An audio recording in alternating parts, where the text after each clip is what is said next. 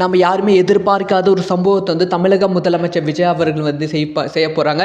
இதனால் வந்து இந்தியாவே வந்து செம அதிர்ச்சியில் வந்து இருக்குது. இதை பற்றி ரொம்ப டீட்டெயிலாக தான் பேச போகிறோம்.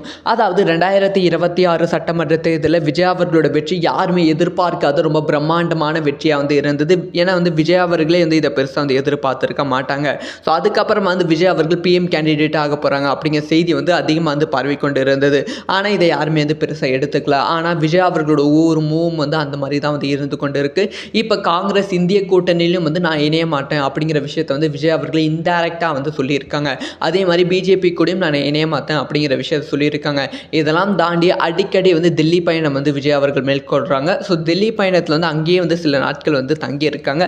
ஸோ அங்கேயே வந்து பிரச்சாரத்தை சம்டைம் வந்து ஸ்டார்ட் பண்ணவும் பிளான் பண்ணுறாங்க. ஸோ அதை தாண்டி வந்து கர்நாடகாவில் வந்து மூகாம்பிகா கோயிலுக்கு வந்து சென்றாங்க. அங்கேயும் வந்து தன்னோட ரோட் ஷோவை தன்னோட பவரை வந்து காமிச்சாங்க. ஸோ இந்த மாதிரி வந்து ஒவ்வொரு ஸ்டேட்லையும் வந்து விஜய் அவர்கள் வந்து தன்னோட பவர் வந்து காமிச்சிருக்காங்க.